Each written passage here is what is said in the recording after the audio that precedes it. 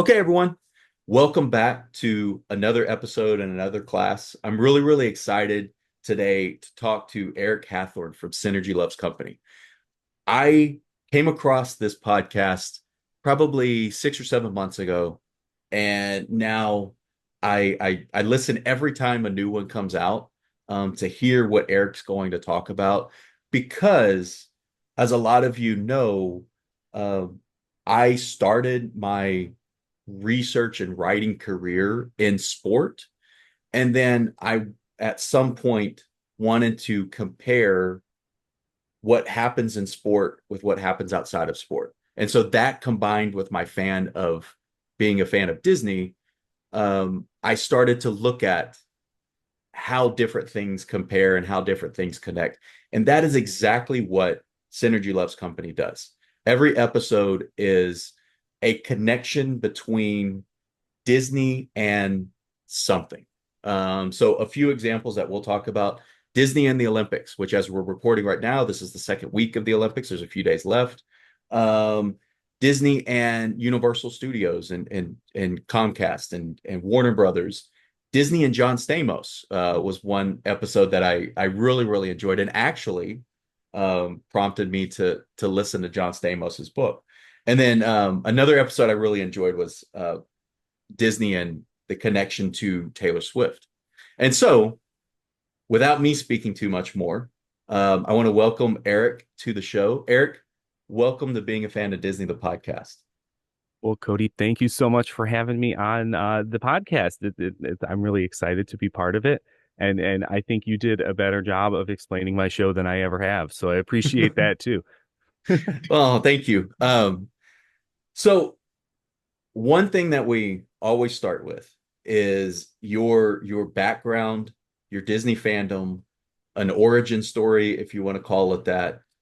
So how did you get from being an early Disney fan to now where you host a podcast about Disney? So it's kind of a weird story. I kind of think of it as I was always a Disney fan, but didn't know it. Kind of like I was in the Matrix. And then I had a moment of enlightenment that let me know that I was actually a Disney fan. But like if I look back at like even when I was a kid, we didn't go to the parks all that often. We went every few years. I've actually, I think, gone more now that I'm an adult than I have when I was a kid. And so it wasn't necessarily that, but like we always watch Disney movies. The first movie I saw in theaters, that I'm told I saw in theaters because I was too young to remember, it was The Great Mouse Detective. And then the first movie I remember seeing in theaters was Dick Tracy. And I was all in on Dick Tracy back when that came out as a kid. And it was just kind of like all these things. I like gravitated towards Disney things, but I don't think if you would have been like, is Disney like your thing? I probably would have said no, like even through childhood, like it was all there. I remember watching the Wonderful World of Disney on TV, and seeing Michael Eisner there. And I remember asking my mom, like, who is that guy? And her like being like, that's the guy that like took over the Disney company and built it up. And like I have that memory of remembering that, of being a little kid and asking that. We had the Disney, the Wonderful World of Reading book subscription in our house. Even when I was in like high school, I would still go see the animated Disney movies with my friends. I had a friend who was really into animation, and he would always want to go see them, so we would like go and see them all the time when they would come out new. So it was like it never wasn't a part of my life. And I always gravitated to like the quality of Disney, um, movies, TV shows, even Disney Channel TV shows and Disney Channel original movies. One of the first dates I went on with my wife, I can remember we went and saw the Lizzie McGuire movie because we both loved the show. So it was like we there are all these things were Disney, and I didn't like connect that like, oh no, I just love Disney stuff until it was later when like I brought my children to the park. And being the person that I am and the research that I do, I am a librarian by day. It was like I couldn't just go to Disney. I had to read the books and research. And it was like, oh, all this stuff that I've loved since childhood. I think I'm a Disney fan. I think I'm obsessed with Disney, and I just didn't know it until now. And of course, one of the things I did for research was listen to a lot of Disney podcasts. So it's kind of like the Disney and the podcasting thing kind of came around at the same time. And like that, that's kind of um like my fandom really kind of it was like a revelation that I'm a Disney fan kind of later in life, but it had always been there all along. Yeah, yeah, that's really cool. Thanks for sharing. One Yeah. the first thing that caught my attention. You talked about Dick Tracy, and Yeah. correct me if I'm wrong. Have you done an episode on Dick Tracy? I have not. Okay. Um, we so in a weird kind of I'll go this route though. Um, I'm a part of another podcast and we do pick movies to make everyone in like a panel watch. It's called the Rear Cuts Media Society. And I've kind of leaned towards Dick Tracy, and then recently someone else picked The Rocketeer, and I was like, I talked a bunch about Dick Tracy in that episode, but that was that's Because just a side conversation there. Yeah. I've listened to Rare Cuts Media Society, but Okay. when you've talked about Disney movies, and so maybe that's where, because when you're talking about it, I was like, yeah, I think I remember hearing that. I remember when Dick Tracy came out, thinking this is going to be huge, and I think it was kind of the plan, similar to um, Who Framed Roger Rabbit, that this was going to be something that the company was going to they were going to make there were going to be a lot of these movies. And Dick Tracy never really, it struggled at the box office. It was interesting to later learn the story that was a lot of that was financed by Warren Beatty. Um, Yeah. and so that was really really interesting. But it is it's a fun movie, and I was never really a fan of the comics. So kind of my introduction to all of that is through that movie. So that was pretty interesting. Yeah. Another thing that I want to ask about is so you said when you go to the parks, or when you were preparing to go to the parks, um, based on being a librarian and the research that you do, I imagine we do things very similar in that we want to know as much as possible when we go into a situation. Um, Oh, for sure. I really, really enjoy when I go to the parks. I enjoy riding Peter Pan's flight and looking up and seeing like you know, the ride system that we're on. Or I like riding different attractions or walking down Main Street and looking for the how you would get quote unquote backstage. I enjoy all of those things. Whereas I know a lot of people don't really focus on that. Um, when you go to the parks, kind of what is your balance of, do you just try to completely immerse yourself in everything? Don't pay attention to like ride systems and queues and things like that and kind of the logistics of it. So quote unquote, kind of just try to live in the magic, or is the magic to you trying to find kind of the logistical makeup of a lot of things? That's a really good question. And I think I mean, it is a balance.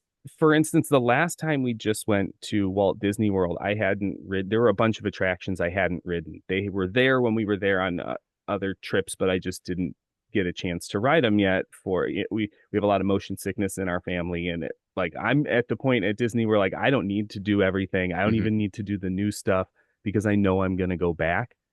So I did get the opportunity. We went with a bigger group, and I rode some things like Guardians and uh Flight of Passage, Mm-hmm. which I hadn't done before. And those two were like I I didn't try to like stop the spoilers or anything before I went. Like I knew basically what was going to happen, but it still doesn't give you the full like experience of it. So I think like in those cases of those rides, like the first time I rode them, I was pretty well immersed in the like the whole experience.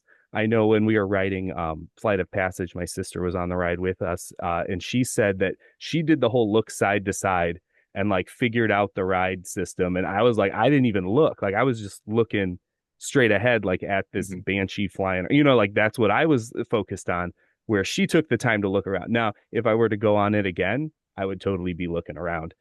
So it's kind of like once I do it that first time, I kind of break the seal, and now I'm gonna start being more interested in that, like the logistical parts of it. But at the same time, I usually have a good idea of what I'm gonna experience um, before I go on something because I never shy away from like we'll watch a lot of ride through videos of things we've never been on, and we'll do that kind of stuff. And that doesn't.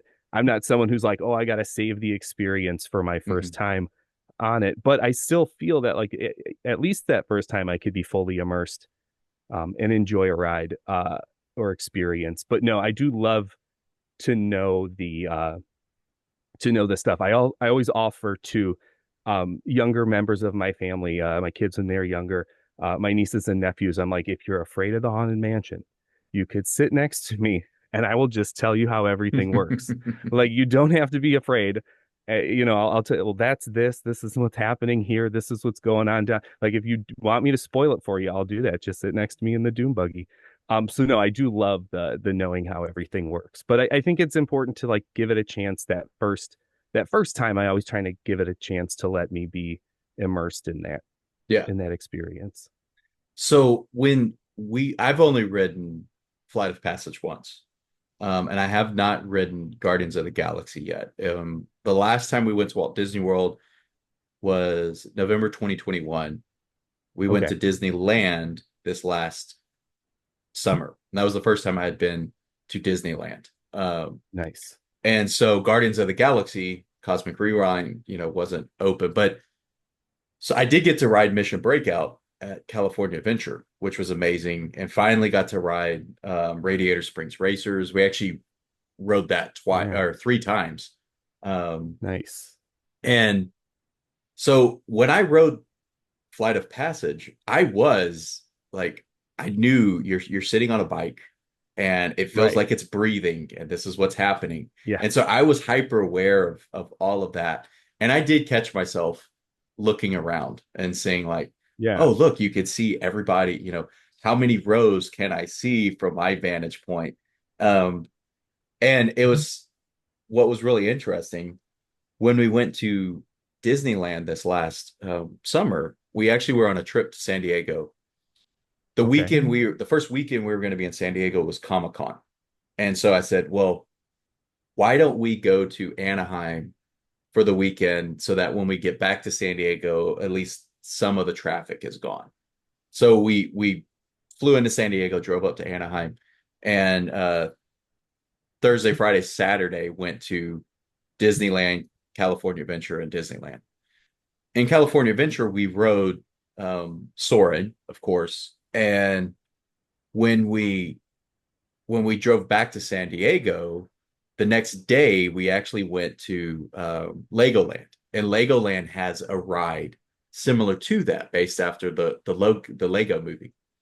And Oh, okay. so on that one, I found myself, especially on that one, comparing like, okay, here's the technology that was used on Soren. Here's the technology that's used here. It's a smaller version of it. It's still fun.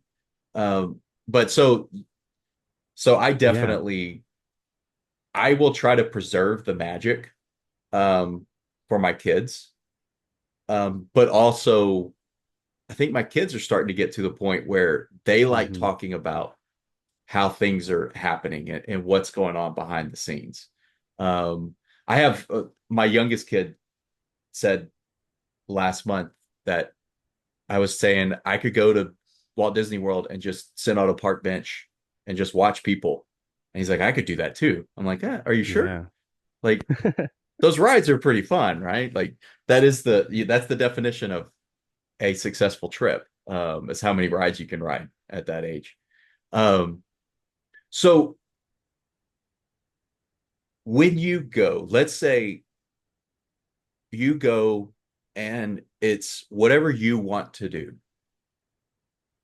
You you could either have friends or family with you, or if you're going by yourself. But what is your kind of ideal day in a Disney park? I guess first, what Disney park are you going to? And then what are you doing throughout the day?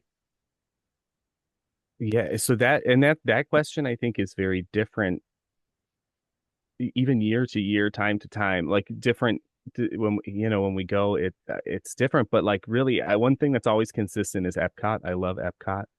Um, I love to be in the World Showcase. I love Mhm. now that you could enter through the what's it, the International Gateway Mhm. in the back there and just kind of skip Future World and go straight to the World Showcase if you're staying at a Skyliner resort or one of those Crescent Lake resorts. And it's just like I love that part of Epcot. I love Future World, and I'm still calling it Future World because the world celebration and the nature, and it always takes me a while to remember those. But like the front of the park, I do love it too. It's fun. It's just not, there's something about the back of Mhm. Epcot that I could just hang out in each one of those countries for a little bit, get something to eat, and just sit like that, sit on a park bench thing. Like I would Yeah. love to do that. You could do like 20 minutes, let's get up and we'll move to the next country, do 20 minutes, like Yeah. just kind of move through. So like that's always a I'm always kind of like, if we have a day that we don't know what to do with that second half or what, I'm always like, we could always go to Epcot. There's always stuff going on at Epcot. So that's definitely the place that I'm gonna want to go. Um, of course, I'm happy to go anywhere, but that's if I'm steering the ship. That's where I usually end up. Yeah. Um, this Epcot was that park. I went when it was Epcot Center. The first time I went was either 87 or 88. Um, Okay, my memory said it was 87. All the pictures say it's 88, so it's probably 88. there you go. But I I remember going to Epcot, and what is so interesting, the first time I went, it had Spaceship Earth is still there, Living with the Land is still there, the Imagination Pavilion, the ride is different, but it still has Figment. Figment's my favorite character. I remember going and really, really enjoying him, getting to meet um, the Dream Finder with like the Yes. walk around puppet and everything. Um, but I saw World of Motion and I saw Wonders of Life. I mean, I saw all of the quirky rides and movies that they're talking about, like The Making of Me and all of these like ones that people say, can't believe Disney ever did that. Um, Yeah. to me, as a kid, Future World was so interesting. The World Showcase, I liked the Mexico Pavilion because it had a ride, and when Norway opened, a ride Yeah. because Norway opened and it had a ride. Other than that, I was kind of skipping around the World Showcase. Now, when I go, it is almost inverse that I still really enjoy going on Spaceship Earth and going in Imagination Pavilion, even if the ride is not what it used to be. I still enjoy all of those things. I really want to do Guardians of the Galaxy Cosmic Rewind, but if it is sitting or just walking slowly, it's in World Showcase. Oh Um, yeah.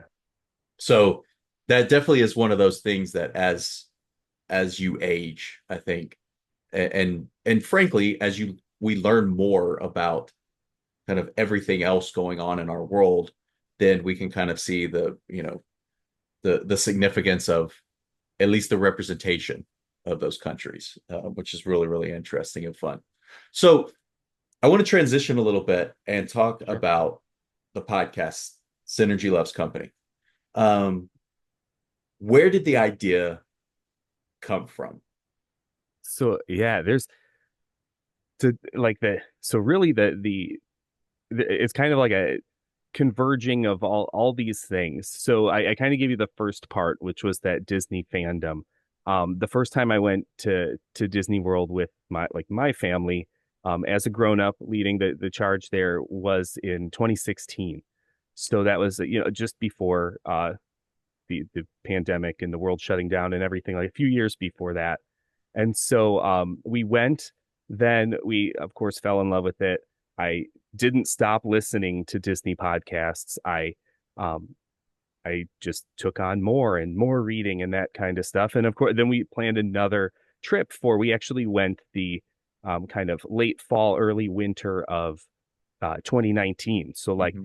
just before we got into 2020, we had been there. Um, and so we started kind of, okay, we're going to the parks. We went about 3 years later, we went again. We're like, well, maybe we'll go, about every 2, 3 years. That sounds good.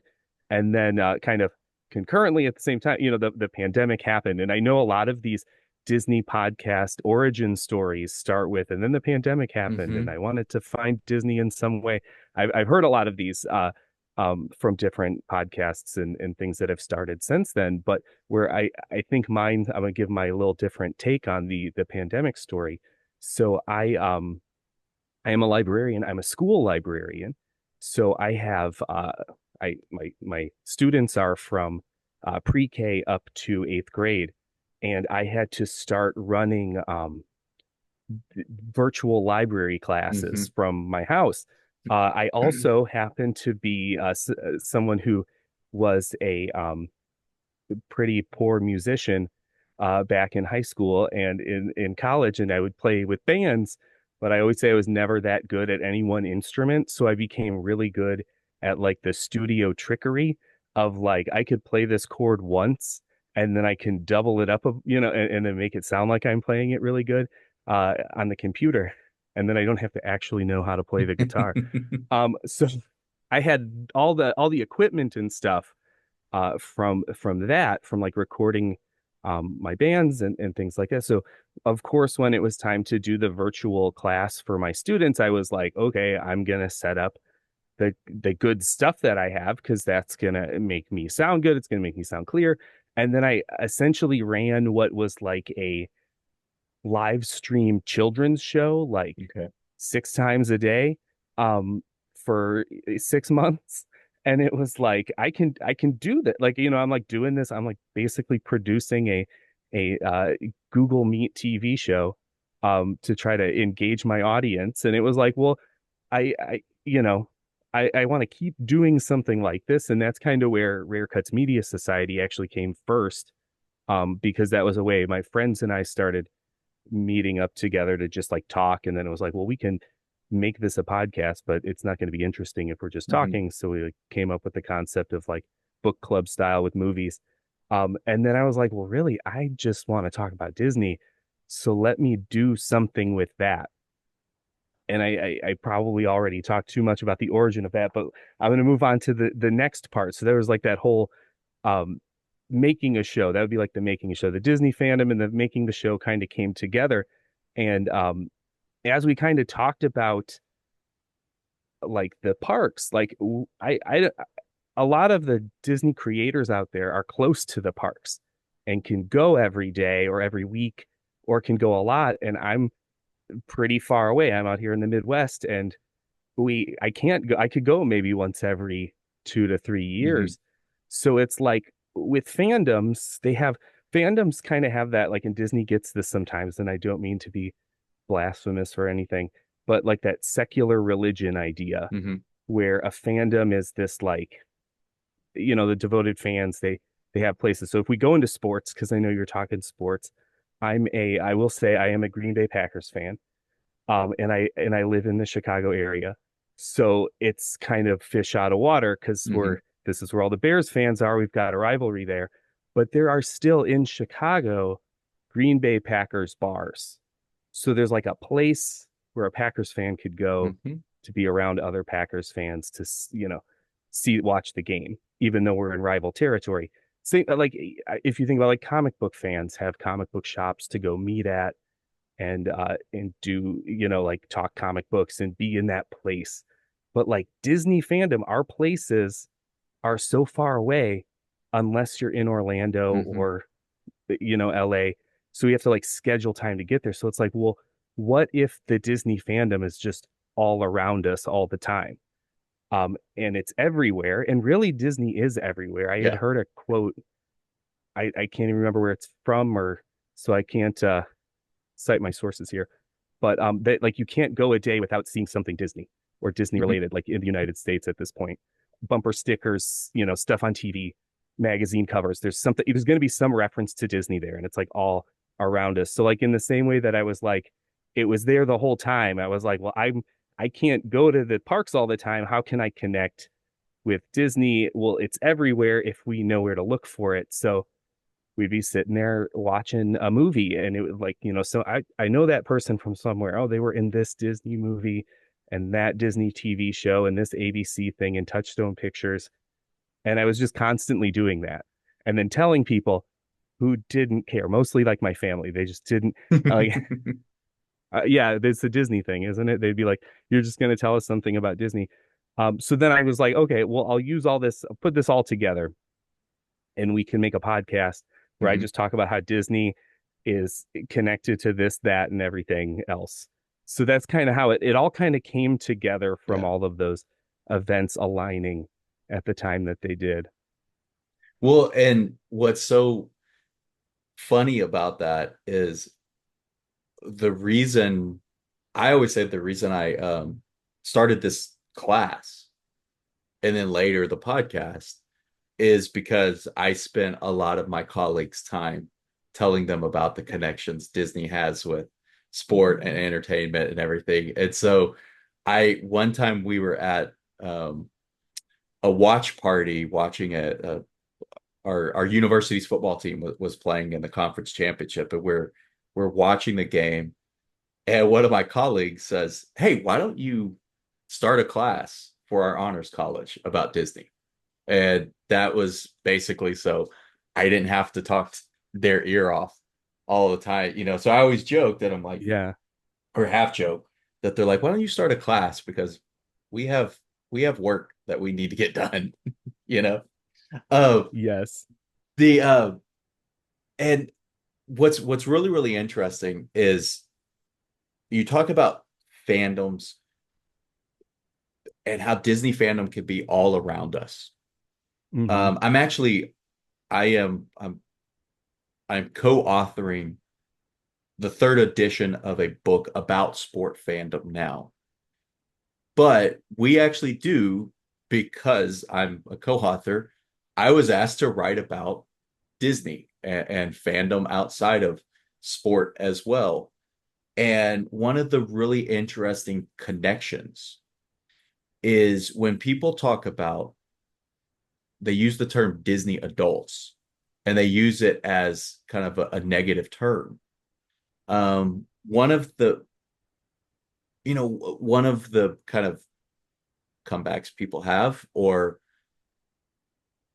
retorts is, you know, just because somebody is a fan of the Walt Disney Company, whether that's the movies, whether that is the parks, whether that's, it could be Star Wars, Marvel. I mean, Deadpool and Wolverine. Obviously, there are a lot of fans.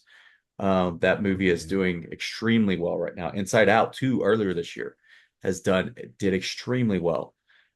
Just because somebody is a fan of something that others may think should they should age out of or anything.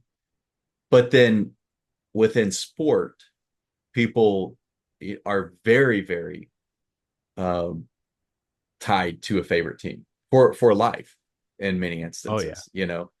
Um, and so it's always a really interesting discussion to have with what's the difference between fandom in sport and fandom of Disney. Because if you think about like sport participation, a lot of people no longer participate after they're out of high school or if people are lucky, sometimes college and things like that.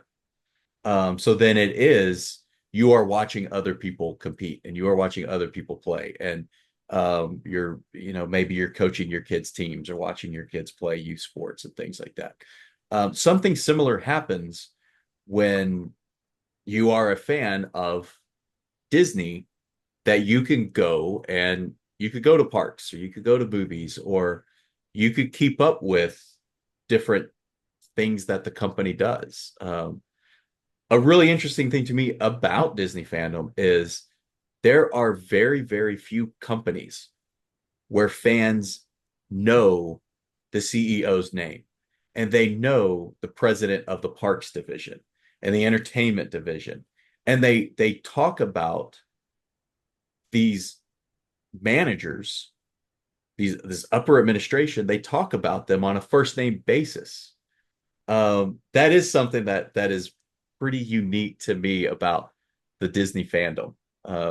Is the way that we all will talk about them. Yeah, and it that going on with that is when you bring it with the sports too, it's only similar to sports in that because if you look at like we talk about Coca-Cola or something like that, there's not like a we I don't know. I have Diet Coke in the fridge upstairs, but I don't know the Coca-Cola CEO Yeah. or like, the head of marketing or whatever. But like with Disney, it's like, oh yeah, I could tell you about these people. And that's how sports fans will talk about, oh, they got to get rid of this GM or they got to get rid of that Mm-hmm. person up in the office staff. And it's like that's what it is. So it's always kind of funny, like when we see those articles about like Disney adults, when they come from like I know um I've seen some pop up from like sports websites making fun of Disney adults, and I'm kind of like, Yeah. you guys Yeah. do the same thing as us. Like it's pretty much the same thing. Like Yeah. it's And kind of I funny. mean, right now, D23 starts tomorrow. Yeah. Saturday is literally the Walt Disney Company's Hall of Fame ceremony. Like Yes. I have visited the Football Hall of Fame and the Basketball Hall of Fame.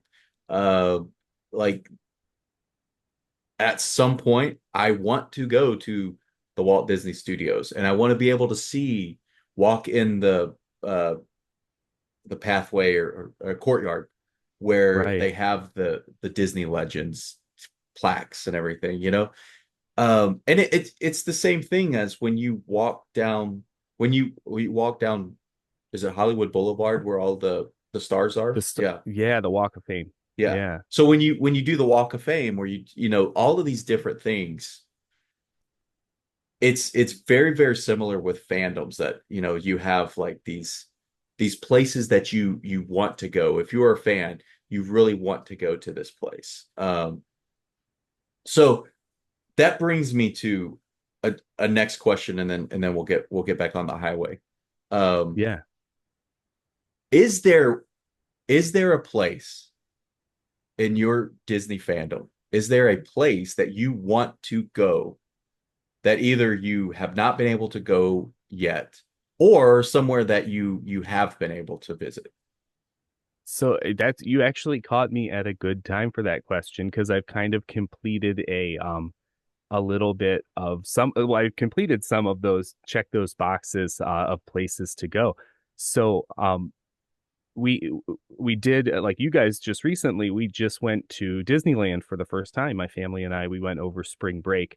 And that's where a lot of my content has been coming from that trip. I haven't yet talked about Disneyland. I've been kind of saving it because I was letting it kind of marinate with some thoughts and stuff with Disney World because this was like a once in a lifetime opportunity. We got to go to both Disneyland and Disney World in the same year, which we didn't think would ever happen, but the stars aligned and that's kind of how it happened.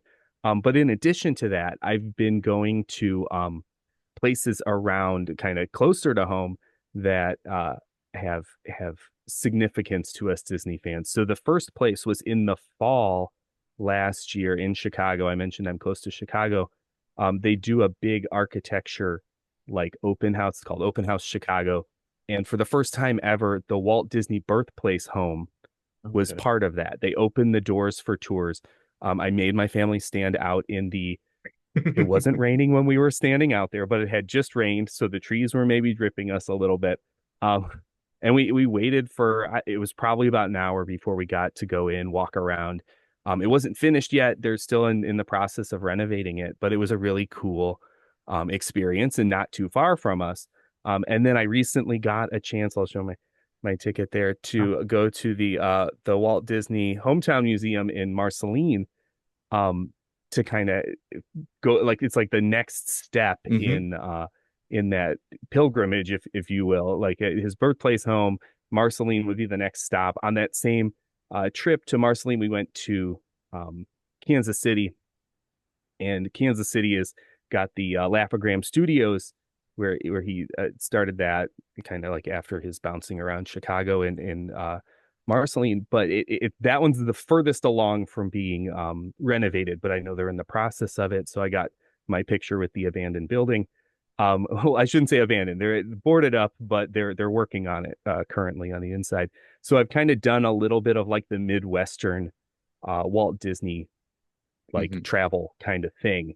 And then where I really would love to go one day, and I think a lot of us Disney Parks fans would feel the same way, is kind of those international parks. Hmm. I would love to go to Tokyo, especially with Disney Sea, because that just anytime I see anything about Tokyo Disney Sea, it just seems so amazing and different than anything that we have around here.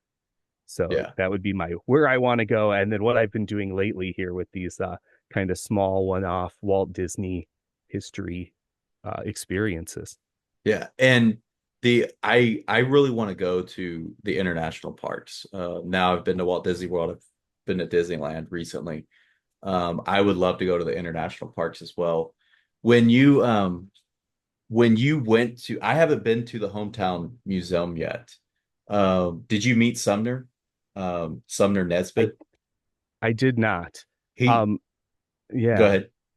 No, I was just gonna say but I was there. I was literally there like a week ago. So Okay. I think you when I got in contact with you, it was like the day before I went there. Yeah. He is one of the managers of the hometown museum, and he's spoken on the show and in the class, and just such an interesting story. And I also learned through talking with him, and my wife's family is from Nebraska. So we actually drive through Kansas City when we go. I haven't driven by the Laugh-O-Gram studio yet. I had a chance to. It was kind of we didn't have much time, and I didn't we were a ways from it, so I didn't do it. But um part of the family lives in Nebraska. Excuse me, part of the family lives in northern Missouri. Actually, um, I can't remember what highway it is. It's not 34, maybe it's 36. I can't remember. But there's a highway that runs in northern Missouri that I'm going to get the name wrong, but Sumner said it's called something like the Highway of American Ingenuity or something. And it's because it starts in Hannibal, which is where Mark Twain was. And then it goes through like where maybe like where sliced bread was created. It goes through Marceline. It goes through a few different places.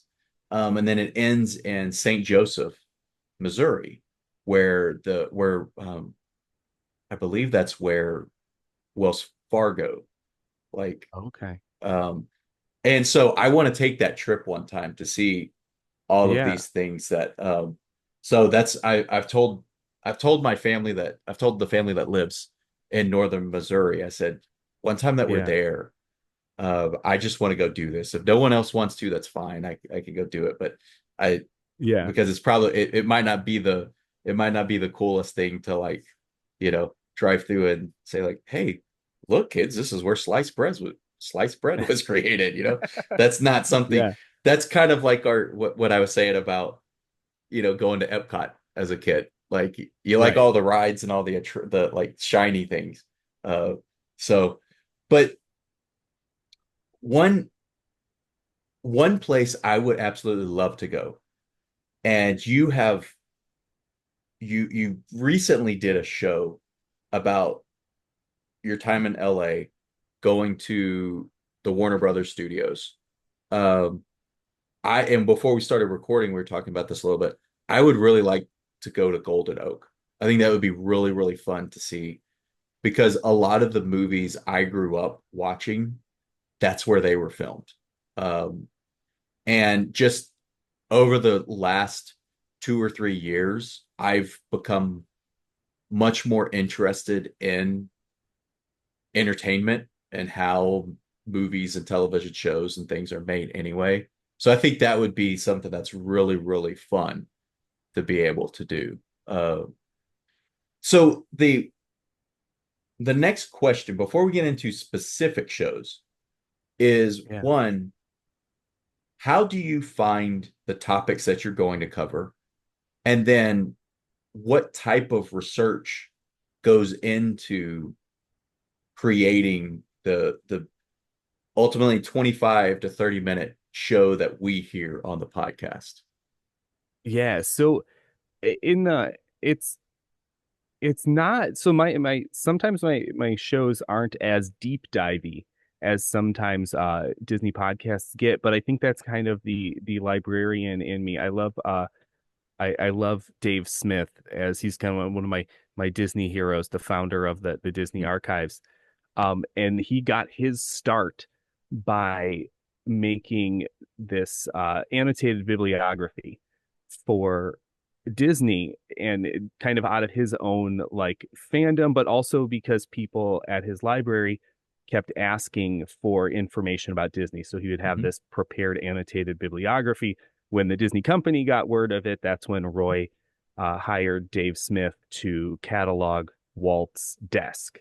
And that was like his first like archives project that he took on. But like, so not to try to compare myself to Dave Smith, because I'm not anywhere near that, but like kind of that idea of his annotated bibliography. So like my shorter shows, the ones that I have been leaning a lot further into those lately, are kind of the annotated bibliography of Disney plus X, whatever X might be. So like like the Warner Brothers Studios. So like I went on the Warner Brothers Studio tour, and it's like Disney plus X. So that's kind of how I look at my like what I need to gather. Like what are the connections? But as far as topics, it's really anything. And that's the one thing I love about it from like a podcaster angle. In addition to information about Disney, the other thing that I absorb a lot of is information about like content creation and podcasting and um, making YouTube videos and all that kind of stuff. So one thing that a lot of times in the podcast community people talk about is kind of like pod fade, and like someone starting a podcast with the idea of, yeah, I'm going to make a podcast about, like chocolate milk. And then after like 3 episodes, they're like, well, I've already talked about everything I Mhm. know about chocolate milk and there's nothing left. But as far as like Disney plus X, I feel like that could go on literally forever. Because even like earlier today, I had seen a thing about how during D23 they're going to do some sort of Disney Fortnite live Mhm. stream event. And when I saw that, I was like, that reminds me, maybe I got to bump that one about Disney and their Fortnite deal up on my list of topics that I should do an episode on. Because really, anything like that happens in the news, it'll make my list. Anything that I'm just like doing in my own life, like going on a trip, I've pulled things like that. The John Stamos one that I had done, and I know we might talk about it more later. I was going to do one about John Stamos and one about the Beach Boys together. And then as I found more and more info, I was like, this can actually be 2 separate episodes because there's enough on either side. So it really starts with the Disney Plus, put anything in there, and then see how much I can get for that topic. And maybe it does have to be paired with something else, or maybe there's enough there to get me a good, 20, 25 minutes for that.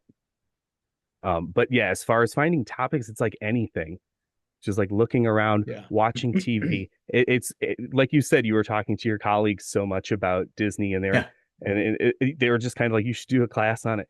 It's like, I will just someone will mention something and I'll be like, he was in a Disney movie. It was this one. So it's like it's just like my second nature um to do that, to just point that out and look at Yeah. this. And so really everything and anything. is how I find topics. They're just all around us all the time. And I'll just catch them, write them down, and then kind of go to that list, and then tease the idea out to get that kind of audio annotated bibliography thing Yeah. going on. Well, and it is very much like what you said earlier about how it's all around us and you can't go a day without doing something or seeing something Disney. One thing we actually do, I challenge the students is to, hey, when you leave this class, avoid all things Disney for the rest of the day and tell me how long it lasts. And usually, people will say, well, it lasted about 4 minutes because I I listened to a Disney song and they just like it. Or I really tried and it lasted an hour, but then I saw an advertisement for a game on ESPN. And I'm like, yep, there you go. Or like Right. I was gonna go see a Marvel movie later. So I had one student who said they thought they did it because they went home and they played video games the whole time. And we're like, well, what video game did you play? And as we started talking about it, like they actually had commercials, it like product placement in the video game that was for a subsidiary of Disney. I'm like, well, yeah, Right. there you go. So it very much is like because it's everywhere, there are so many different connections. And one thing that I really enjoy about the things you talk about, um, it reminds me of as you something that we do in this show is as you know as an educator, every time you finish talking to someone or going over a lesson, then that's when the 50 or 60 things you meant to say like really comes to mind. And so I started doing what are called take one episodes, which are shorter. Some of them are, actually under 10 minutes. They're pretty good. Some of them are, I still get into some pretty long things.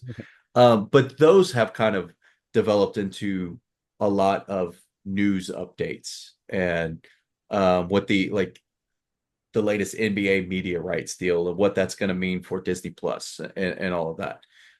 So I really, really enjoy the kind of the as you call them the annotated bibliographies, but then also the like getting into some of the news updates and hey, here's something that happened recently.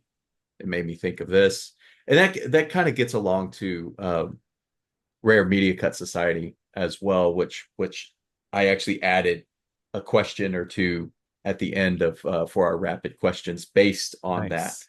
Um, so then when I reached out to Eric originally, I and we were planning this out, I said, here's five shows that kind of stood out to me. One, Disney and the Olympics, which is either your latest show or uh, one that's maybe two shows prior to this, prior to recording. Um, what is a what's a fun story that has stuck out to you about the connection between Disney and the Summer and Winter Olympics?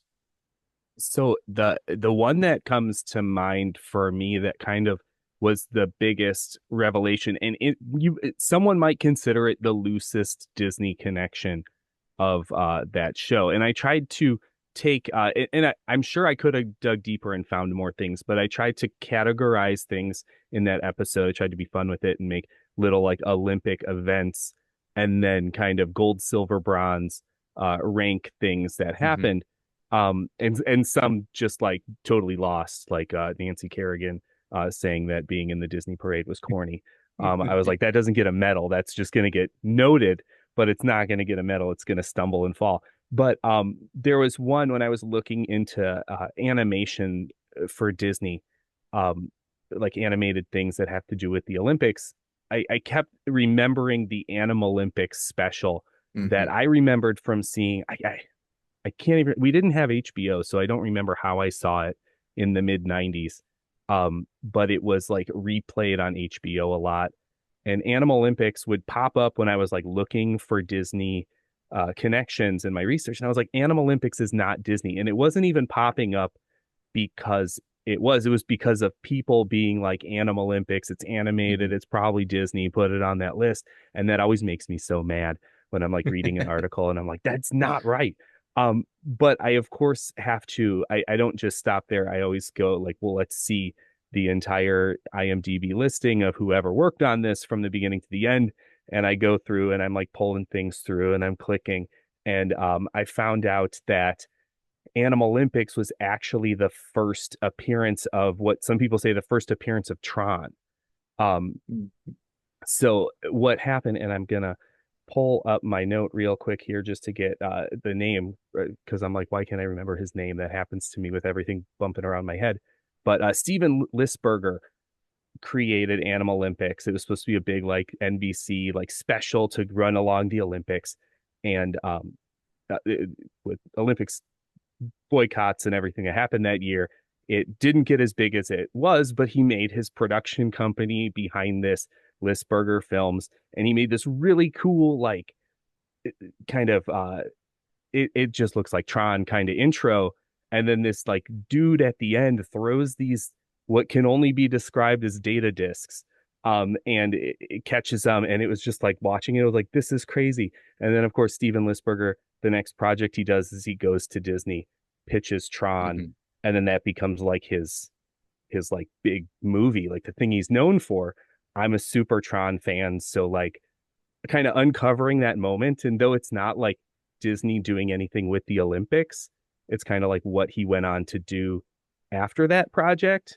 I still counted it, and it was kind of one of those like, there you go. I remember this special from when I was a kid. I didn't think it had anything to do with Disney. Dug a little deeper and found out that it was, kind of in a way led to the birth of Tron. Yeah, that's cool. That see, it's those types of stories and those types of connections that are really really fun. Um, and I have a quick one for you. I was on someone else's uh podcast a few weeks ago called Love is an Open Door, and we were talking about uh the Imagination Pavilion, Figment, and Captain EO, and they had me on because I love Figment. And when we were talking about that, and we were talking about what Captain EO is. I don't know if you ever saw Captain EO. If you People can watch it on YouTube. It's this like kind of sci-fi sort of like I guess sci-fi punk music video. I mean, it's Yeah. it's a Michael Jackson music video, which essentially is what it is. Because he was, known for his long form music videos. Um, but one thing that we were talking about in that is that George Lucas was the director of that. Or Yes. sorry, Francis Ford Coppola was the director. George Lucas was Producer. the producer. Yes. And it made me think, I said, look, I wonder if this is the case. When Star Wars came out, obviously Disney did not own Star Wars or did not own Lucasfilm. They weren't associated with them. I think it was the next year, maybe. So the movie would have already been in the development, but that's when the Black Hole released. The Black Hole was supposed to be kind of Disney's version, and kind of their, com, you know, being able to compete with Star Wars, and it did not. So Mm-mm. they quickly kind of late 80s, mid 80s into late 80s started talking with George Lucas about having a Star Wars presence in the parks. And so it made me think, I wonder if that was a way to get George Lucas more involved with Disney, is to have him produce Captain EO to kind of sweeten the deal a little bit, which ultimately led to the Disney Star Wars presence in the parks, which ultimately, as we know, led to the purchase of Lucasfilm. Similar to the way that um, when Bob Iger reached out to Steve Jobs about the Apple relationship, Disney was one of the first to put companies to put their shows on the, now I can't remember what it was called, That Air yeah, the iTunes iPod store. Plus. Yeah, yeah, iTunes Yes. Store, yeah. Yeah. And And all that. so I wonder if there's a connection there. And So I I think one of the actually, reasons is yeah, that listening to your show makes me I think of will those say things. I actually and I'm trying to remember facts and research I did like probably 6 months ago now.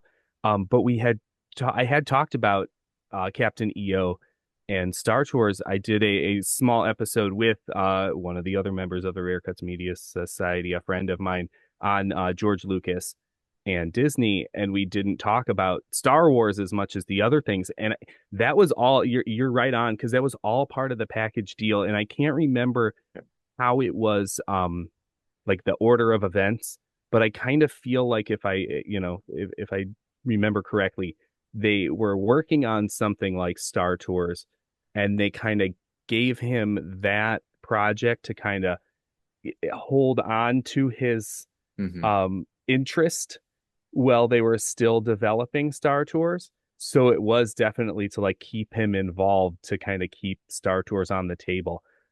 Now the crazy thing about Star Tours, and I have to do it. When I was doing that research, I remember um,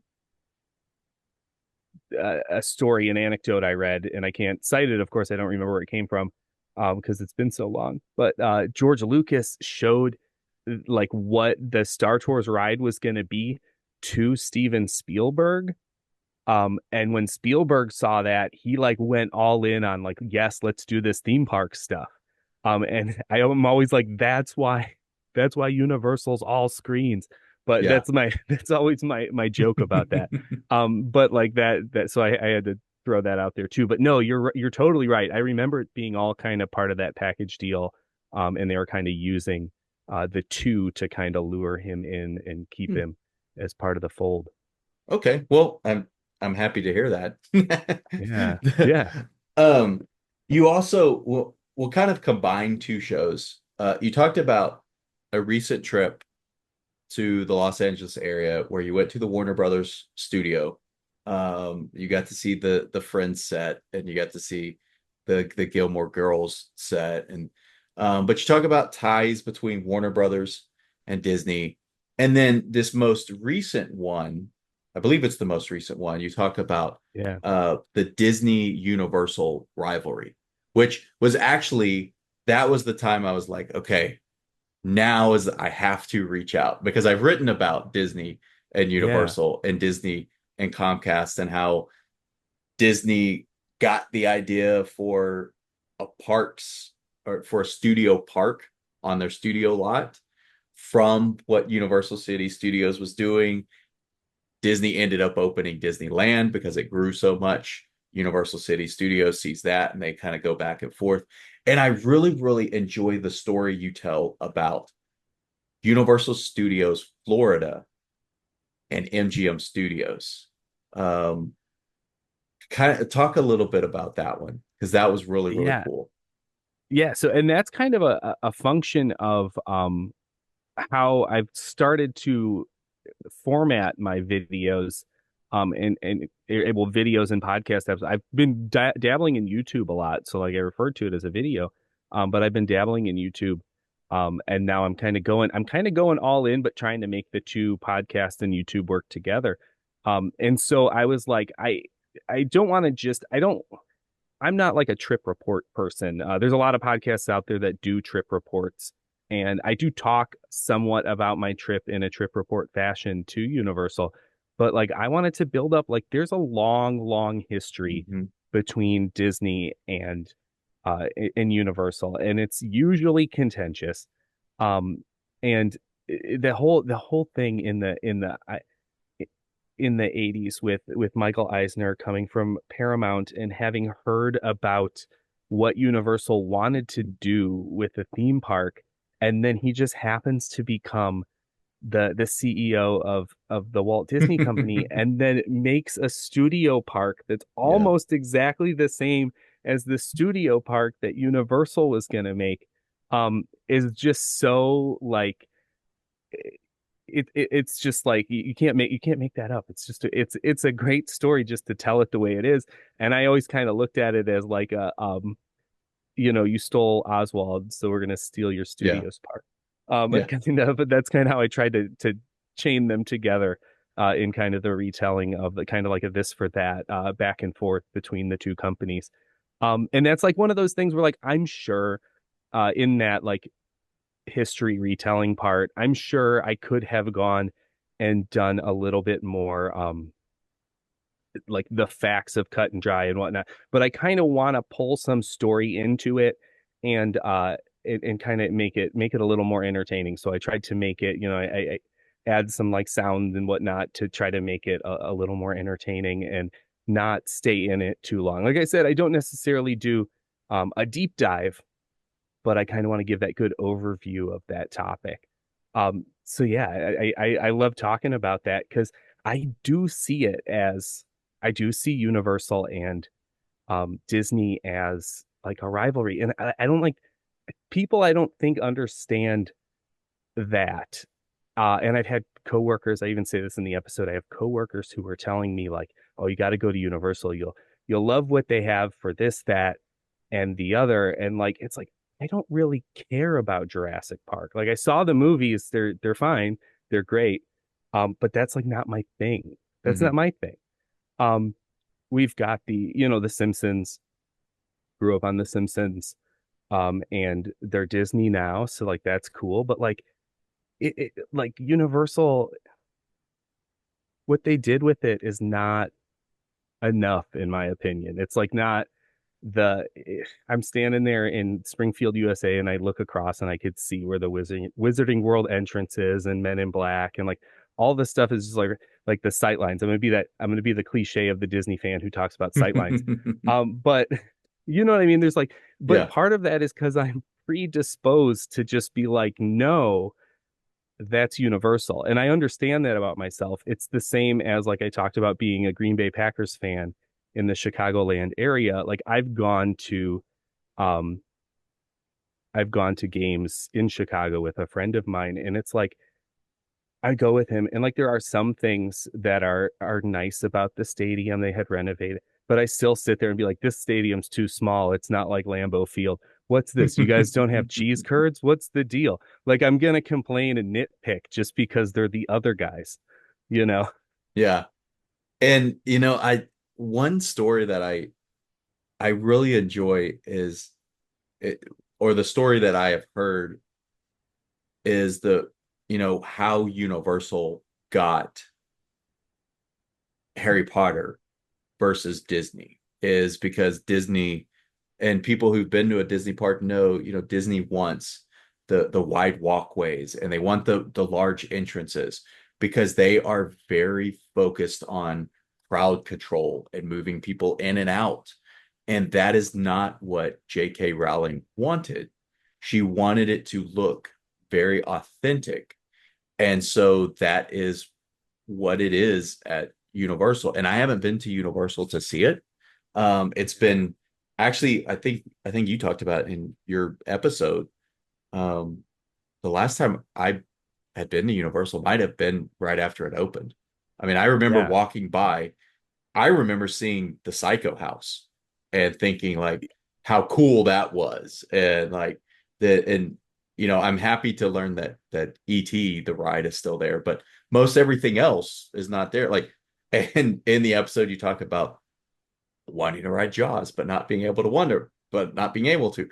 We actually, it was either two trips or maybe even on the third trip before we rode Jaws. But I remember, that and Earthquake you talk about and Yeah. Kong and things like that. Um, and so, but the it's so interesting to me their relationship, and it's one of those rivalries that ultimately benefits the consumer because one, I mean, there's a lot of research that we've done on this and other people have done that talk about antecedents of rivalry and things that cause rivalry. One is proximity. I mean, you look at how close they were in Los Angeles and then they opened parks in Los Angeles.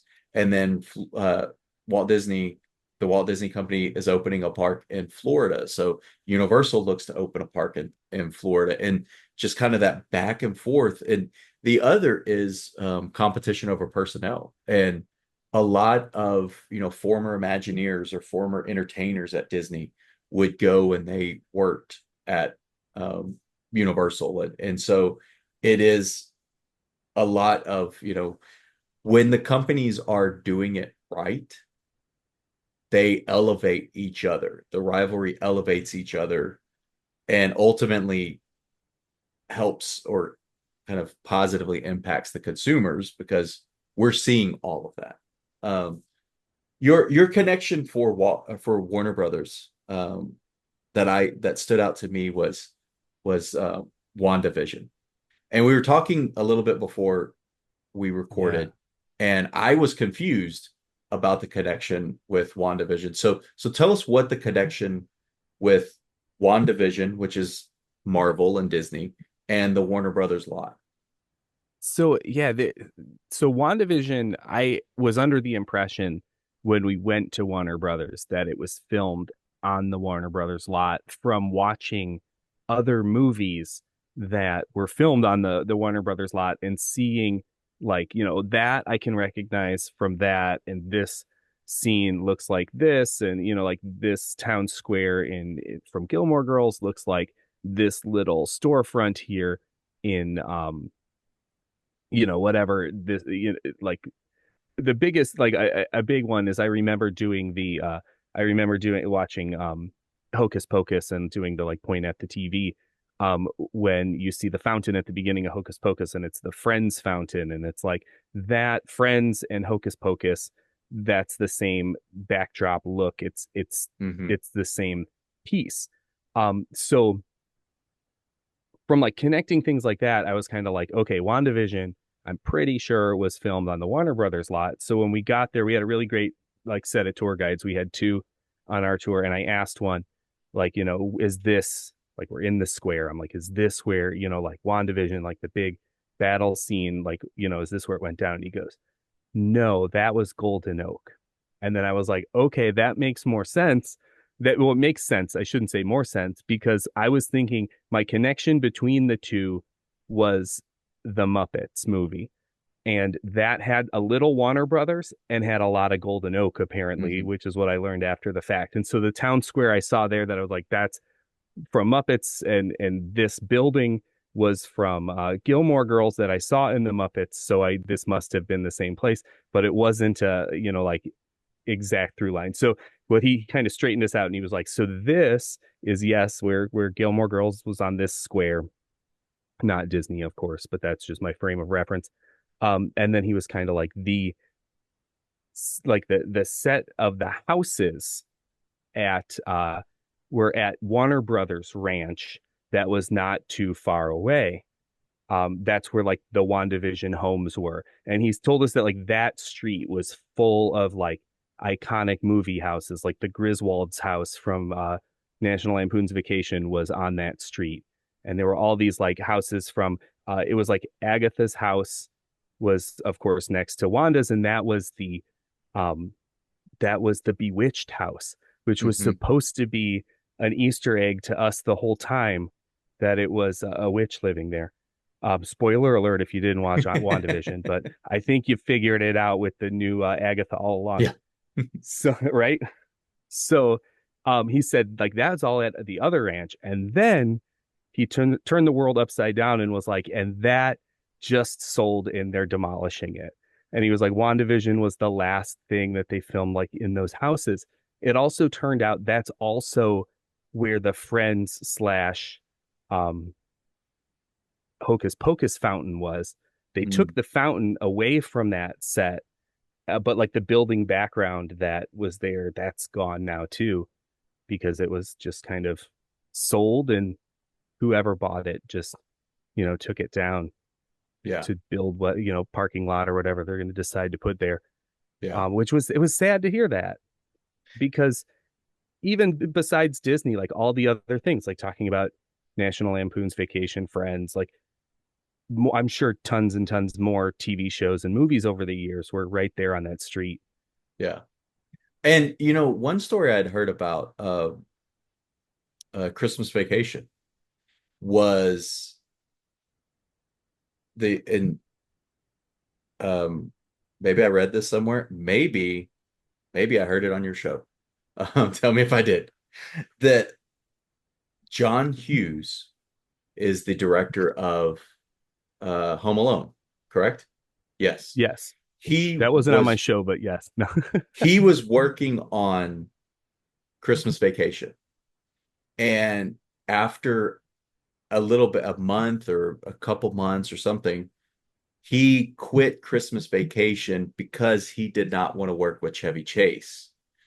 And then he went on his next project after that was to make a more family friendly Christmas movie, which is what gave us Home Alone. Um, Nice. and so it's kind of that history side of everything is really, really interesting. And yeah, it is part of it. It is sad that those no longer exist. And then also I kind of have to remember that, all along, Walt Disney and the company have said, hey, the parks are not supposed to be a museum, like they're going to change. And so that is one of those unfortunate examples of changing. Um, you do an episode on John Stamos. You said you thought about doing the episode about John Stamos and the Beach Boys together. I've listened to both of them. They're great. Uh, the the connection John Stamos has with Disney is so strong.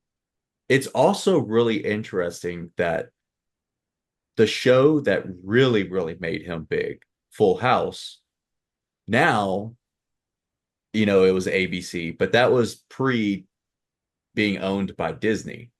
Um, and so that was just a really, really fun show to listen to. And then, as I said, it prompted me to, I had thought about listening to his book. It prompted me to go and listen to his book on Audible. And it was really, really fantastic hearing him talk about um, the his ties to Disney, so was there like a favorite story or one that stood out to you from that episode? So there's I will say so like yeah talking about the book first I want to just say this that it is a sleeper hit for any Disney fan. Like if you're into reading books about Disney and you don't think of that as a Disney book because it's not technically one, there is a whole lot of Disney in that book. And that's kind of the thing that led me to that episode was the book itself. Um, but no, my favorite I do love the story and I'll kind of uh ruin it just because when we went to Disneyland, we would refer to this in that way. But he proposed to his wife at the animation building, and he describes this scene. It's in not the animation building at the parks or at the studio, but he proposed to his wife in DCA at like that animation experience building. I don't even remember the full name of the building in it's like in the Hollywood Pictures backlot area. But the building is now forever known as the John Stamos engagement building because that's what we now refer to it as in my family. So that's like that's why I can't remember what it's actually called. But he tells the story of like proposing to his wife in this building and how he got Disney to like put special videos up for them. And if you've ever been in that room, like you're surrounded by these like Mhm. fully immersive video screens that kind of look like concept art and film strips and like all these things around you. The whole room like changes color when they put video up there. And he got them to put his content up there in order to get proposed to his wife. So it's like that's in the episode. I think both episodes, the Beach Boys one and the John Stamos one itself, I refer to him as the living patron saint of Disney fans, or of Disney of adults, because he is like one of those like he pops up, he's like Yeah. almost always talking about Disney stuff, and I'm always jealous because he's at the auction house, like getting to like touch the merchandise that are going up for auction, and he's at he had the Disneyland, he had that piece of the sign in his Yeah. backyard. He like he's the Disney fan that we all wish we could be, right? Like I have all my trinkets and stuff Yeah. on my shelves behind me, but you know, each one of them is, not worth more than $50 each. Like, you know what I mean, max. Probably even less. Most of them. I got a cereal box back there. But like he has the Disneyland sign and he knows enough people at Yeah. Disney to let him take over a whole attraction. So I think that kind of shows that's the piece. That's like he's one of us, Yeah. but he's one of us on a different level. Yeah. He's he's one of us on a different level and a very, very different budget. Oh yeah. He's if people could, that's what they would be doing. The Right? last one that I think is so interesting to talk about is the Taylor Swift episode. And actually, um, I told you before we started recording, and people have listened to the show in the past, hopefully. We did an episode on being a fan of Disney, the podcast, on Taylor Swift when the Eras tour was first coming on Disney Plus. And I have another kind of connection that I'm going to ask you about since I was on about George Lucas and Captain EO and Star Wars. I'm going to take my chance with this one, which Yes. means it'll probably crash and burn. But um, the way that you talk about Taylor Swift's ties to Disney, and you had your daughter on, which was really really cool. It was a really really cool conversation. But you talk about her being Disney adjacent and how Yes. she was not a Disney personality, but she kind of was that she was not being paid by Disney. She was very well associated with Disney. So what was something fun with that episode that you learned? So yeah, no, that episode is one that the style of that episode, because that one was even longer than usual because I did have guests on. I had my daughter and I had a friend of our family who's a big Swiftie, and also a big Disney fan, uh, Sarah, and the two of them, like the idea was I'm I'm the Disney nerd and I need some people who understand my language of Disney, but can help me understand Taylor Swift. So I would give them things to kind of teach me about. And it was kind of like, in a way, it's similar, like you're talking about, like fandom studies and stuff. It's like my own weird version of that, where I got to learn more about Hmm. um, Taylor Swift through that conversation. I've done other episodes like that in the past. Like I do want to shout out last summer. I did one with Kevin Quigley from the 3028 about tiki culture Hmm. and its association with Disney because I'm not really a tiki person. And he kind of took his Disney plus Tiki and kind of explained it to me. But as far as like if we get into that, like her being Disney adjacent, I'm gonna go ahead and say it, and this might be Disney blasphemy, but in a world where we have um, Olivia Rodrigo from Bizarre and Sabrina Carpenter from she was on the Girl Meets World Disney shows from back in the day. They were Disney stars. I should say Olivia Rodrigo from High School, the musical, the series, also, because that's really she was blowing up. She was still on that show, but they're like the big pop stars, and they are the ones who were Disney stars. You could look at like the Jonas Brothers, got really big. They were Disney stars. Demi Lovato, Selena Gomez. None of them got to that Taylor Swift level, Hmm. and I'm wondering if her avoidance of being on Disney because I really think they were courting her hard to Hmm. like get her to be on it, like with all the cameos and little things and putting her in little shorts. And she never like fully will make the Taylor Yeah. Swift show. I think if she would have went for a Disney deal like that, she wouldn't be where she is now. It would have changed the trajectory of her career in a way that like those other superstars have carved out ways for themselves. Like Olivia Rodrigo's got she had a big tour, the Guts tour this past summer, and Sabrina Carpenter's got the Song of the Summer right now. But like I don't think they'll ever hit the Taylor Yeah. Swift level. And Well, I'm and not saying it's because of Disney, but I'm saying it's interesting, like that they won't hit that level, but it's interesting that they were Disney stars. She wasn't, even though she probably had the opportunity, and she's the one at the top of the world right now. well, and she, was seems so independent of a lot of things. She would, she left her label, and because she wasn't getting her masters, she re-recorded things, and Yeah. in some cases I think sold more than the original recordings. And it is, my theory, and this goes along with Disney courting her and her being so big.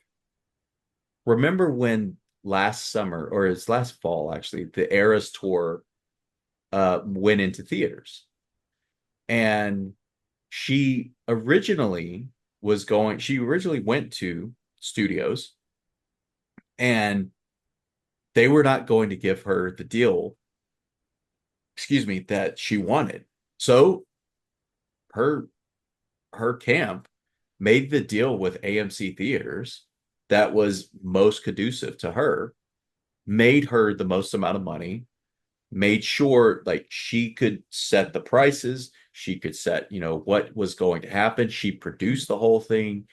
Um, and I remember thinking, if I was a studio and Taylor Swift came to me and said, I've produced a movie of the concert and I've seen it, it's great. Um, I've produced this, it's all ready to go. I'm coming to you for, do you want to do a distribution deal? I'm like, you take 10% of that and you're going to make a lot of money.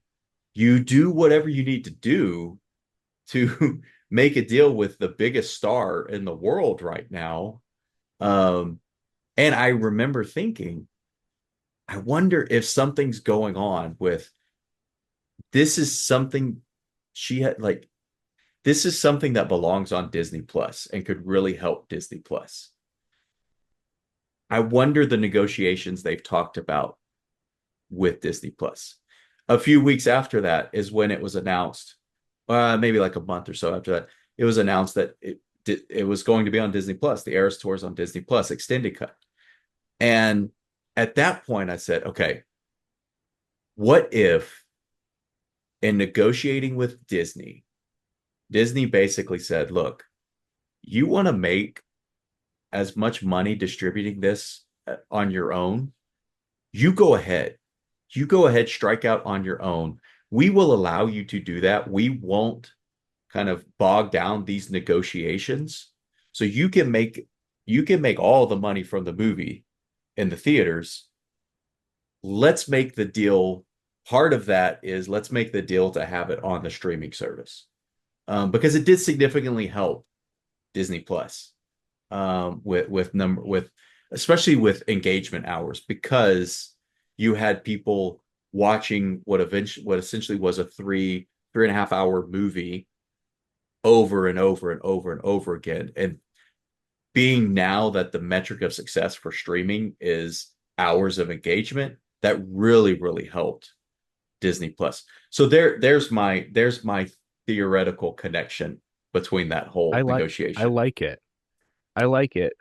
Especially because uh the idea, and if you're out there following like Disney business, which I dabble in, I like to. I don't, I don't get into it as much as I probably would like to sometimes, but like the deals and stuff like that. Uh Streaming has always been the thing that anyone is talking about. And that movie was going to do a lot of business and it was going to make a lot of money, but it wasn't going to do like end game numbers. Mhm. And so I I kind of like where you went with that because maybe they kind of knew like as far as box office numbers, like it's not like that's not where we need to focus right now. It's on the streaming, Yeah. the streaming hours. So if we can solidify a deal, and even if they, like if we have to help her figure out how to make this work in the theaters for her and then, reap the benefits Yeah. of the streaming. That I like that idea. I like Yeah, that idea. thank you. It just made me wonder, I'm sure studios were doing whatever they could to try to get this, hey, I want to if we'll do a distribution deal, but it's also got to be on our platform. And it definitely does. It fits the most with Disney being more kind of her persona as family friendly. It fits more with that. But I just wonder if there were other studios who said, no, we will only do the we'll only do the streaming deal if we could have the theater distribution deal. And Disney kind of, conceded that point early on, or maybe not even early on, but they conceded that point to say, like, no, you go do whatever you want to do. So because you have a show about the connections Disney has with different parts of society. I thought we would play a quick game, and this, as I said, this could go great. It could crash and burn very, very quickly. Um, what I've done, I've come up with 5 questions, and they are connections between 3 different things. So if you want to think about it, it's in a way kind of like the Kevin Bacon game or 6 degrees of Yeah. separation, except it's only three, or 3 items. So the first one, what do a dragon, a camera, and a mountain in Japan have to do with each other? So I didn't tell you this when you said that you were a Figment fan, but I'm also a big Figment fan. So I have to So you say know this that one right off the bat.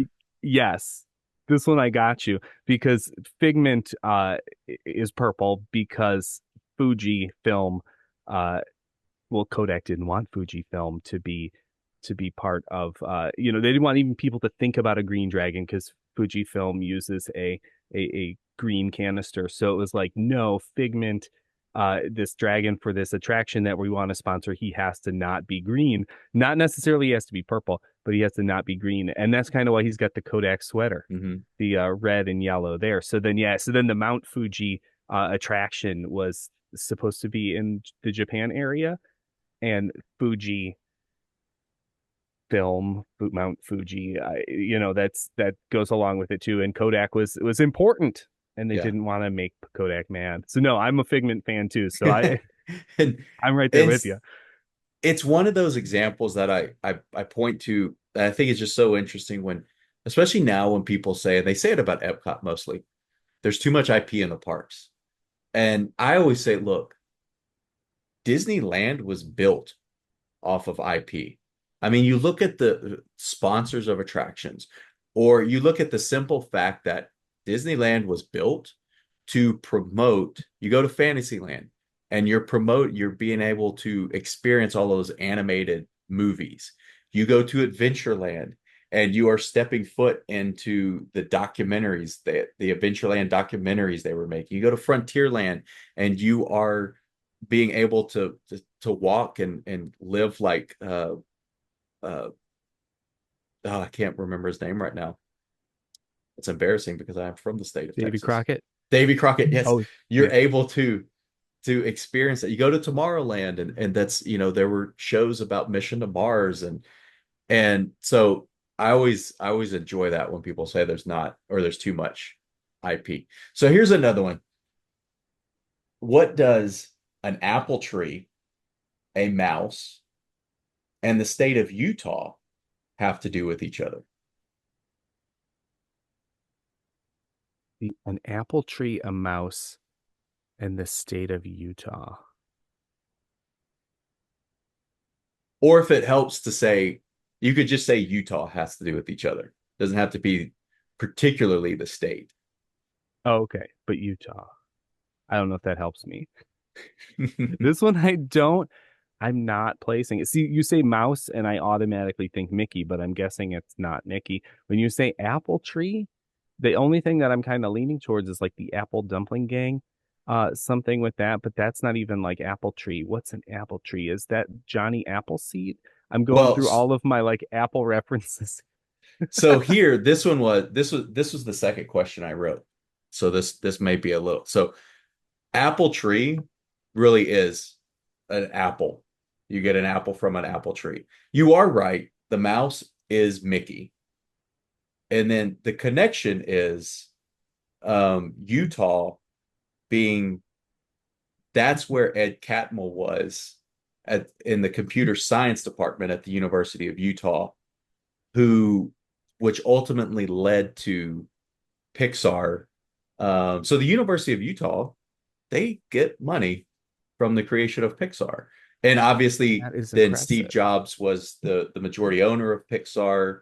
He sells Pixar to um, the Walt Disney Company, which is represented by a mouse, as we all know. Gotcha. All Oh, right. okay. I like So it. the third one, this is a parks one, and it's three states. So what what did the state of New York, California, and Florida share? So all three of those states shared something, and it's a parks question. They all shared one parks attraction. Is it the same attraction that moved between them all? Yes, Is that the Carousel of Progress? it is the Carousel of Progress. Because I was like, technically there was a small world in each one, but it wasn't necessarily the same one. Yeah, it's the they started at the New York World's Fair. It was one of the attractions they took to California and ultimately moved to Florida, which is is amazing to get to go to in Florida, and it is also it's amazing because of the show and because of the memories for me and the history. It's also amazing because of the air conditioning, which is really, really nice. Yes, just please, nobody leave during the middle because then it stops and you have to watch the scene again. And every time we go on there, I swear someone like leaves and we're just like, sometimes you see it happen in your theater and you're like, no, don't open that. Oh. But yes, The no, don't leave. Watch the whole show. the first time we took my oldest son to Walt Disney World, he's 9 now, but the first time he went, he was almost 2. Um, and not Carousel of Progress, but actually the uh the Hall of Presidents we watched 3 times so that because they wouldn't make you leave. That was his nap time. Like we watched 3 times in a Nice. row so he could get about a 45-minute nap. Okay, so this one is a parks question. This one is more obscure. Um, I feel like I should probably have a picture to prove it, but this one's a little more obscure than the other ones. What is the connection between tea, the drink tea, a college lecture, and a piece of foliage or plant? And I can give you a hint. There is part of the connection is the Magic Kingdom at Walt Disney World. Okay. So we've got tea.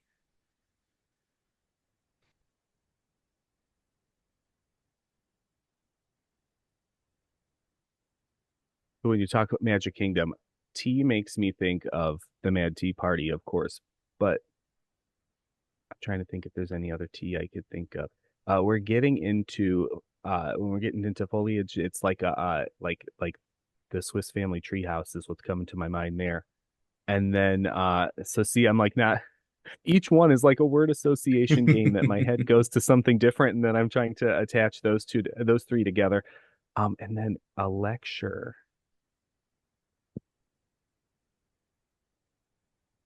A lecture would be like, oh man, I don't know.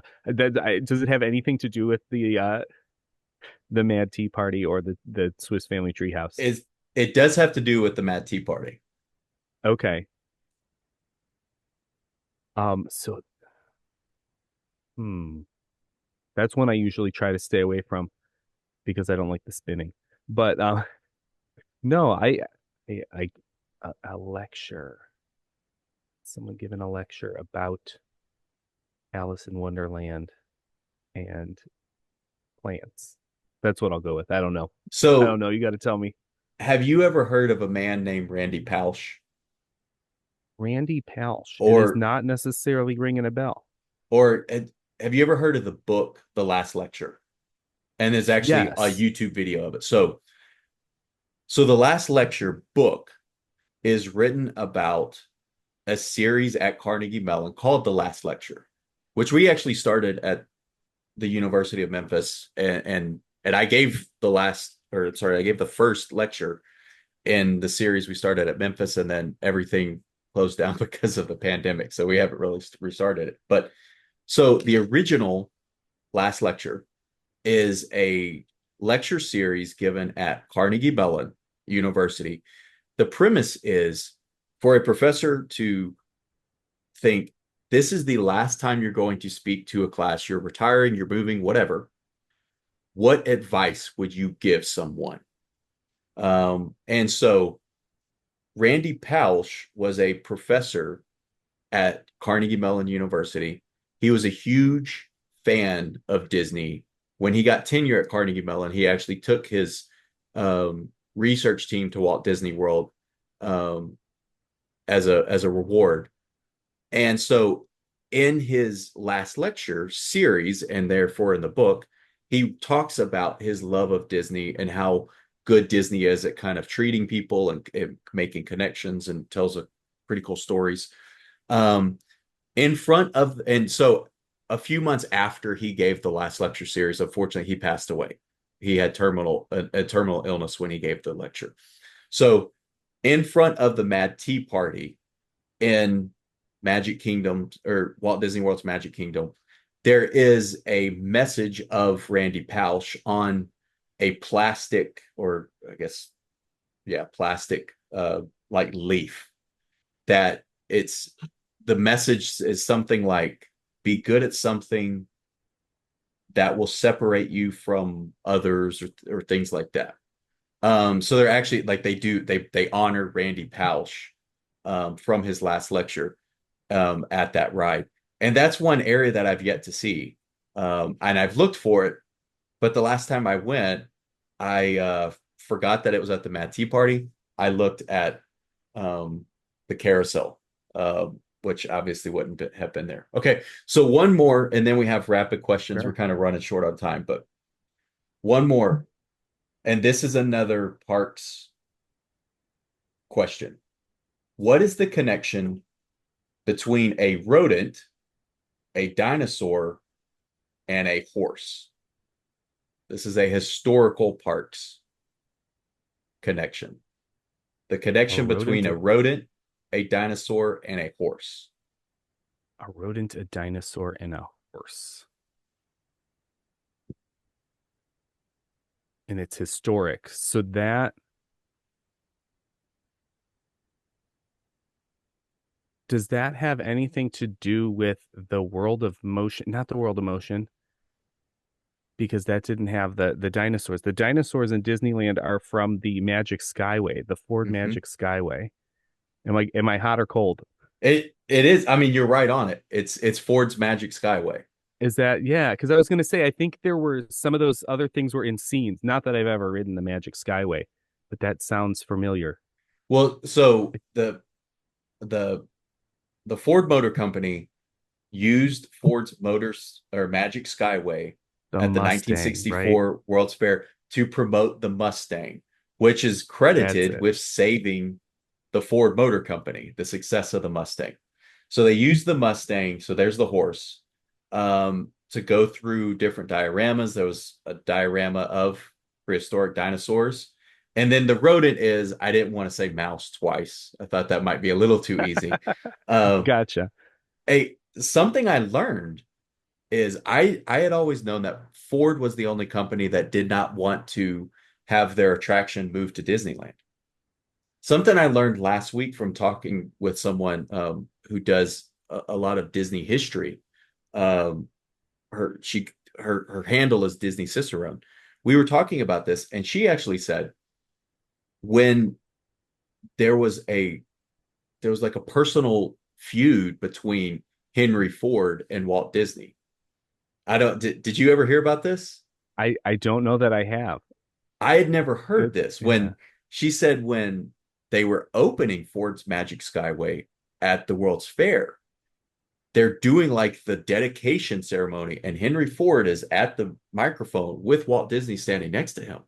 And Henry Ford talks about how much over budget Walt Disney went with the with the attraction. And so Yeah. ultimately, then that's what when they asked if they wanted to move the attraction to Disneyland, they said, no, we don't want to work with you anymore. And so they took the diorama of the dinosaurs, they took the diorama of like the Grand Canyon. That's what's now in the along the Disneyland train that you get to see. So And now we have GM sponsoring World of Motion yeah, first, then Test Track.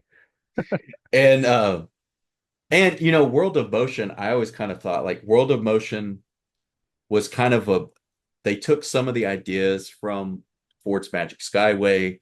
They look very similar to what's in World of Motion. And now, yes, Test Track is kind of being remade to sort of go back to more of what World of Motion sort of looked like rather than um I only rode Test Track once. It was a really neat ride, like the kind of the testing and everything.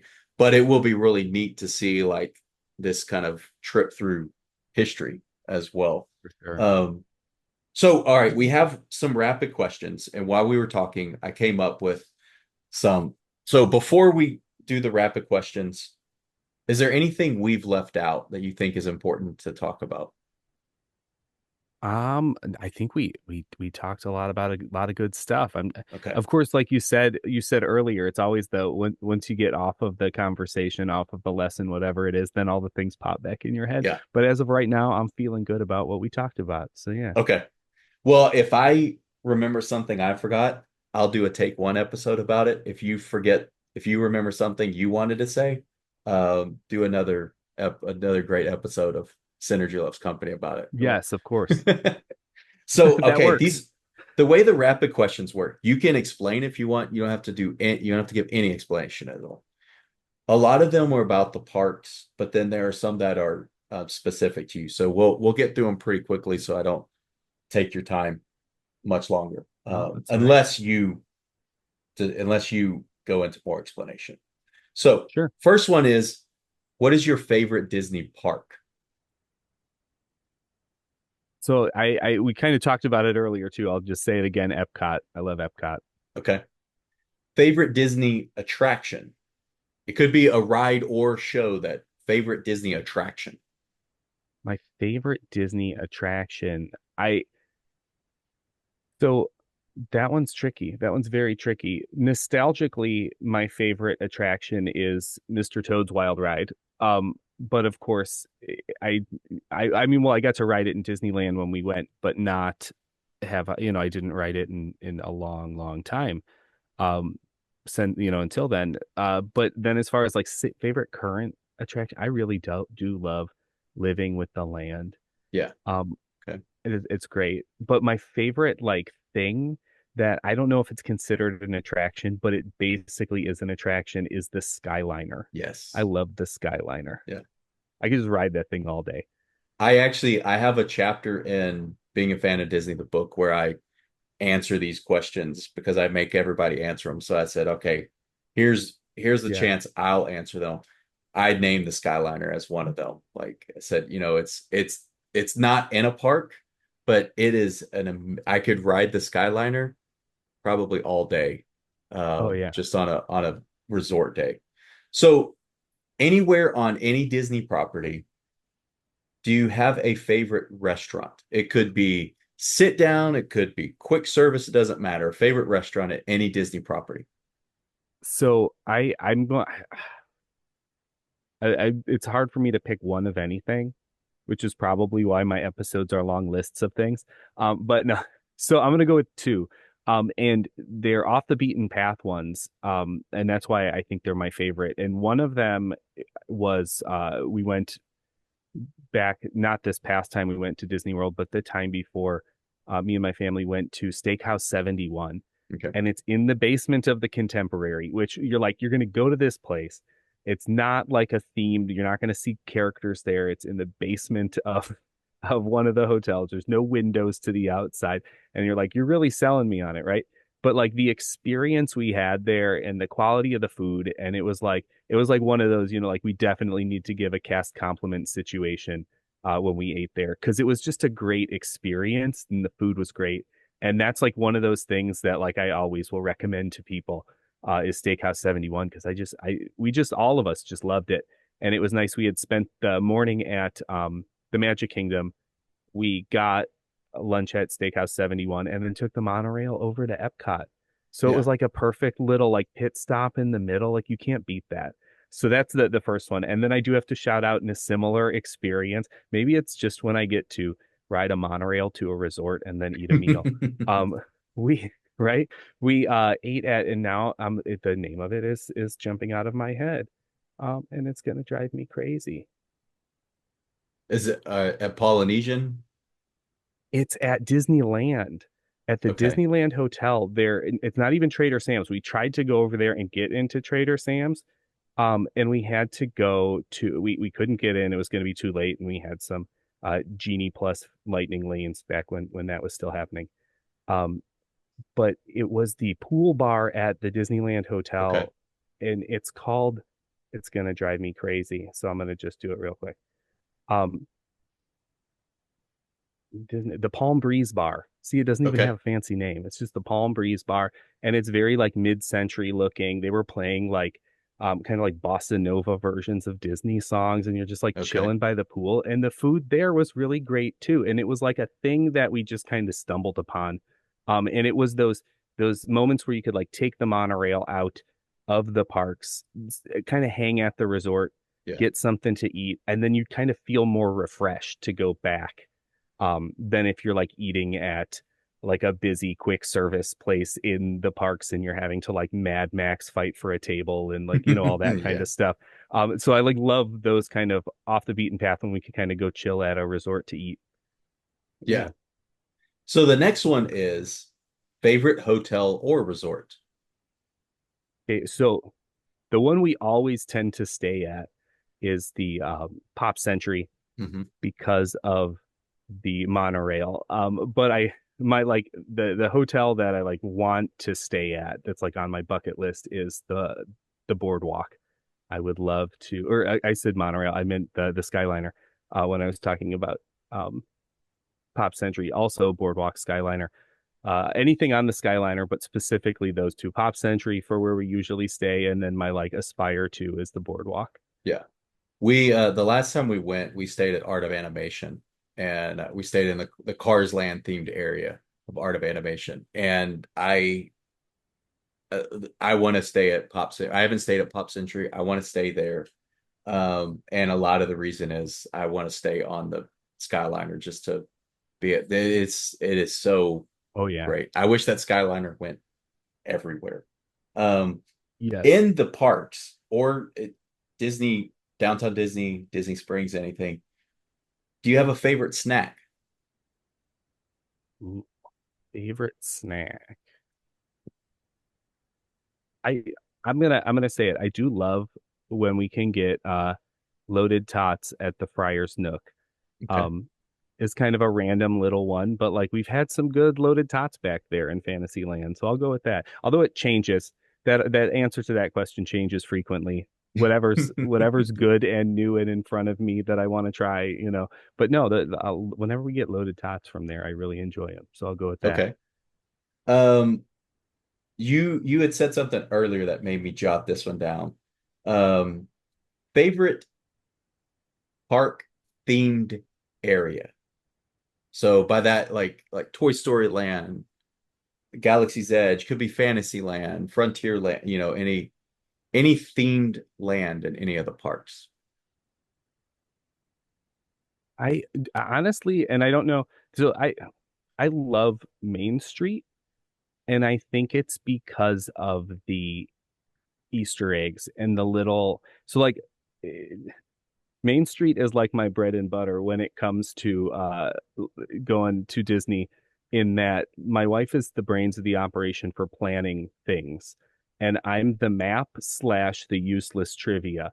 That's what I bring to the table. So they'll be like, "We need to get to here. Which way should we go?" And I'm like, "Let's go this way." And while we're there, look at this thing that I really care about, but I don't know if you do. So that's kind of how we do it. And this last time we went, it was with like my parents and my sister's family. We were like a big group. And so like down Main Street, I could be like, like look at those windows up there. That guy did this and she did this. And then it's like like you find the little things in the windows that you could point to. And like if you go into the Main Street cinema that used to be like you can just there's so many things Yeah. down any main street that are like little because it's the credits as it's been called like the credits to the experience, like the opening credits. But there's so many little like Easter eggs, like let's go sit with Roy and take a picture. Like Yeah. it's where I can just be like that all the time. Yeah. So that's yeah. And I do like anywhere where there's a lot of history is really, really cool, which is why going to Disneyland was just, I mean, it was fantastic. It was amazing Oh to yeah. see all of that. Um, all right. So what is your favorite park detail to point out to people? I'm trying to think now back to the last park where I was like pointing things out and like what what did I point out? Oh man. All right, favorite park detail. Oh, this is one that I do love to break out because it actually goes along too really well with your like too much IP in the parks, and it's like been there all the time. So it's a Main Street one. But the Emporium has the on one of the doors, there's a sign that says proprietor Osh Popham, and he's a character from Summer Magic, which came out in the mid 60s. And there used to be a connection to it was a movie with Haley Mills, and there used to be a connection. I'm not too sure. I didn't check to see if it was still there, but the Chapeau on Main Street was like run by her Hmm. character from it. So like that little thing on the window is a nod to a movie that came out well before Yeah. Main Street was built on the East Coast, and it's like no, that IP was there the whole time from that Yeah. movie. You guys just didn't notice it, like Yeah. so. Yeah, It's I do love that one. it's a deep cut, which Yeah. these next two questions are about the Deep Cut Media Society. Favorite Disney movie? Oh, my favorite Disney. Tron. It's Tron. Okay. I love Tron. When Tron Legacy was coming out, like leading up to that, I was, buying all of I was a grown man about to have my first child.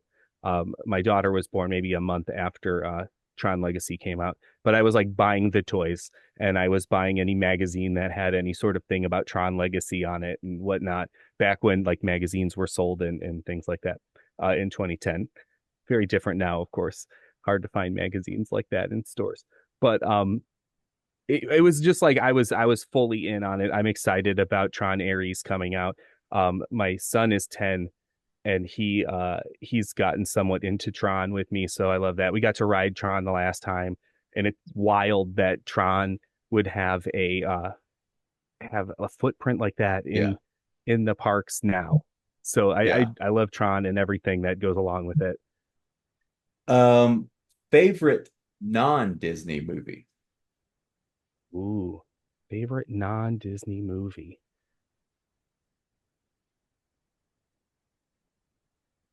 So that one's tricky because I always talk about Disney movies and like even when it comes to like the Rare Cuts Media Society, I try to pick Disney things as much as I can, mostly to troll my friends on it.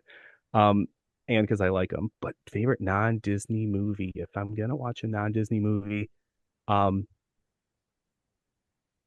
I'm gonna go with oh, see you're catching me off guard here, but this is such a good question. I'm gonna go with my favorite non-Disney movie is